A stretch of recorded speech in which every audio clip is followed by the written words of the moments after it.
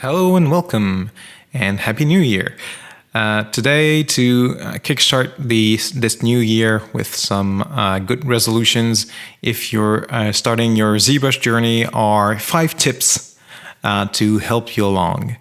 To illustrate and give you something to look at, I did a quick practice run based on a drawing by Justine Cunha. Don't know how to pronounce her last name, so it's maybe Cunha or Cunha, I don't know. French artist, very cool. I'll have a link to her gallery in the description, so please do check her out.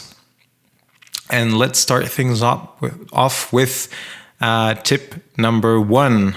Tip number 1, it's going to be a given. It's practice. Stick to it. Do it a lot. The more you do something, the better you get. It's pretty obvious, but sometimes it's easy to forget that it's a long road you have to take to become a good artist. But it's a road everybody takes. It's faster for some than for the rest of us. Some people are more gifted naturally, but even them, they had to practice a lot. So stick to it. Find something that inspires you. If you're really into Spider-Man, into the Spider-Verse, then do a spider person. Do whatever inspires you. If you found a drawing you really like, then try to bring it to life in 3D, or do some fan art, or do the likeness of someone in your family that matters to you. Just find something that inspires you and take it as something you can use to practice. And that's going to tie into tip number 2. Tip number 2, it's going to be give yourself goals you can hit.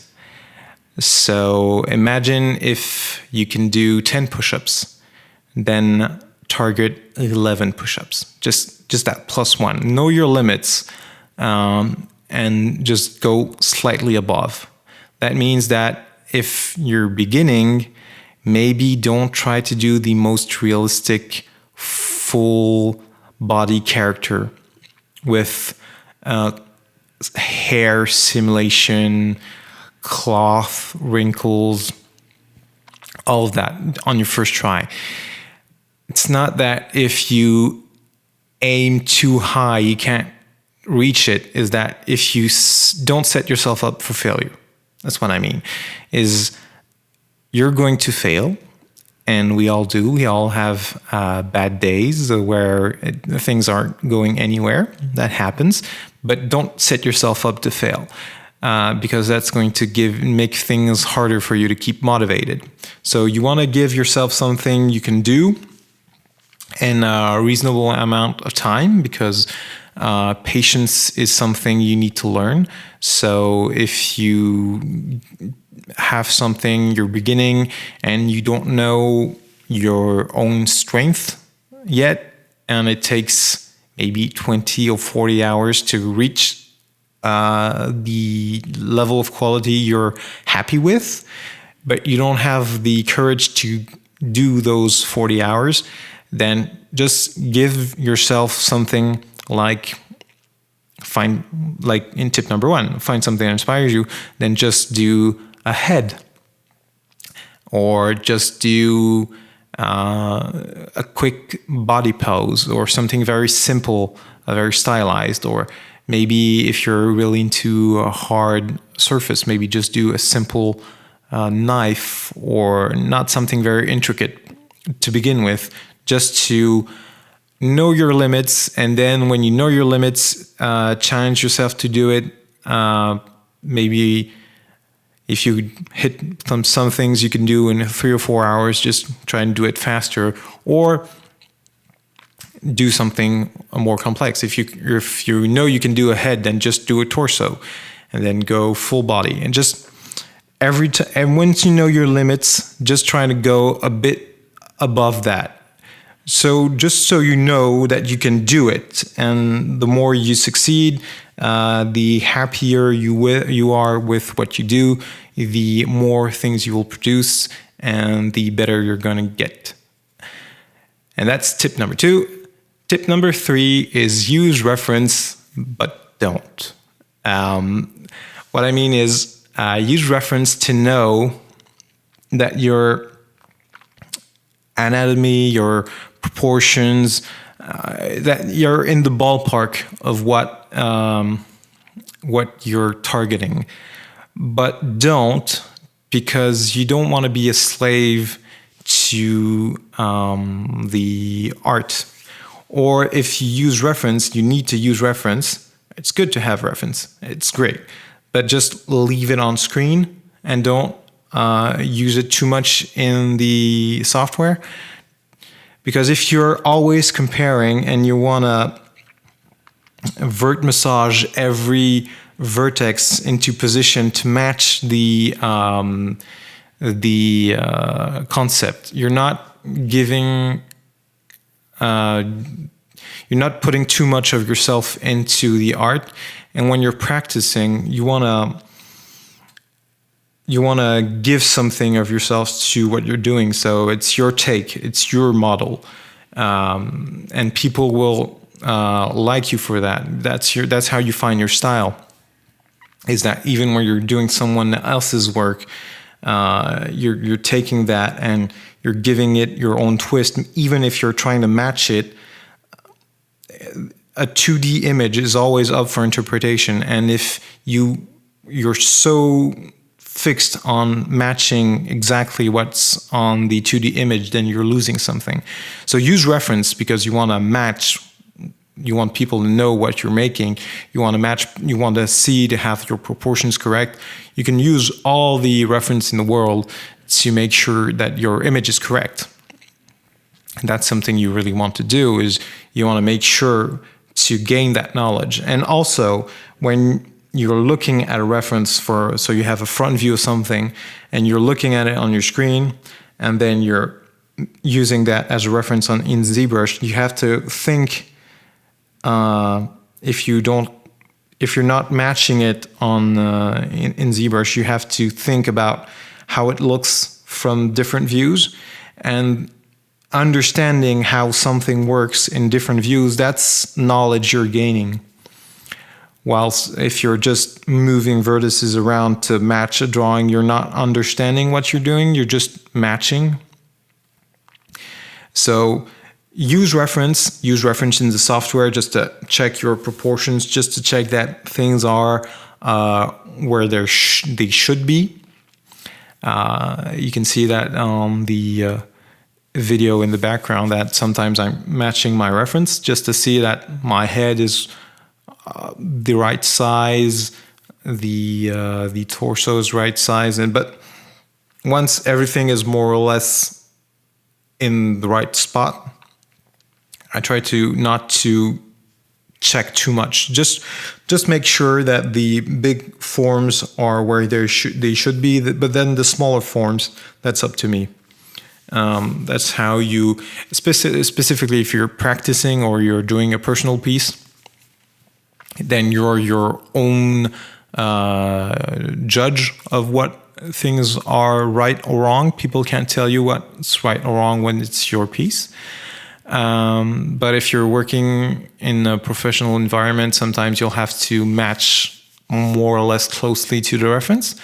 But even in professional environments, most of the time, reference, it's like the pirate code in Pirates of the Caribbean.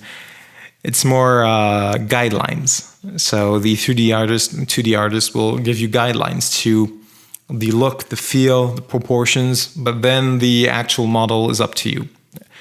But sometimes it happens that you have to be dead on. But try not to be while you're learning, and that will give you more confidence, more understanding, more knowledge. And it's scary to go off and not match reference, but that's going to help you build your confidence. And tip number 4 is don't subdivide too fast. That's something we all did. Most of us did. That's something everybody's going to keep doing. But if your model is in the millions within minutes, then you're doing it wrong. It's very tempting to subdivide and start adding details because it looks so nice, it looks so smooth. The details are so crisp. So you really want to get to that million polygon phase just to have that silky, smooth, or extra sharp surface. But that's something you really, really should avoid for as long as possible. The more polygons you have to work with, the harder it is to change the overall shape. So the lower you work in polygons, the better it is to the easier it is for you to move big shapes and make sure you're matching the proportions, the overall silhouette. So it's like you're working in a blurry state and you're getting the image to be more and more in focus. If you're building a house, maybe don't start painting the walls before you've made the frame of the house, before you actually set up the walls in your house. It's the same principle. You don't want to go too fast. The slower you build things, so you take it to a level, you take the minimum amount of polygons you need just to give you the shape. And then once you start to need more polygons to refine that shape, then you just increase one time. And then once you've reached that limit, you just keep on increasing like that. But if you're making wrinkles before you've set your proportions correctly, and just think you can go back down in Subdivision and tweak the shapes, it's a lot harder, and it's going to give you more cleanup. And overall, it's bad practice. Try to build up your form, and as you build them up, as you refine them, increase the subdivision as you go. Wrinkles should be left until you've finished. And tip number 5, and that's the last tip, it's going to be try and do something different. So once you've mastered all the previous tips, you're now in a good routine.